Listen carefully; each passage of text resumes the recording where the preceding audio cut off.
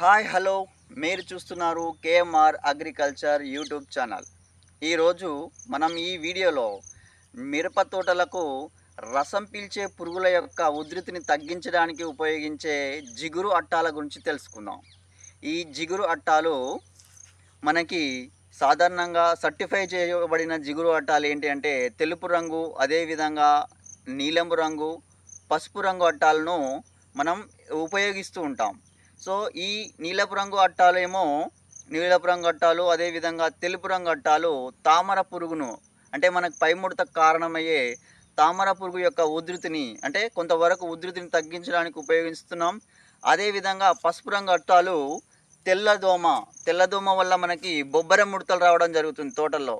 So కాబట్టి ఈ తెలుపు రంగు, నీలం రంగు, పసుపు రంగు జిగురు అట్టాలను ఉపయోగించుకొని మీరు ఈ మిరప తోటల్లో వచ్చే రసం పీల్చే పురుగులను కొంతవరకు వాటి యొక్క ఉధృతిని తగ్గించుకొని మంచి ఫలితాలు సాధిస్తారని నేను ఆశిస్తున్నాను. ఇది అంటే మనకి ఇది చిన్న మ్యాటరే అనిపిస్తుంది, కానీ మనం కరెక్ట్గా ఉపయోగిస్తే ఈ జిగురు అట్టాలను సరిగ్గా ఉపయోగిస్తే మనం స్ప్రే చేస్తున్న మందుల్లో కొంతవరకు తగ్గించుకొని మంచి ఫలితాలు పొందే అవకాశం ఉంది. గమనించండి రైతు సోదరులారా. ఈ వీడియో నచ్చితే లైక్ చేయండి, షేర్ చేయండి, అదేవిధంగా సబ్స్క్రైబ్ చేయండి. Thank you.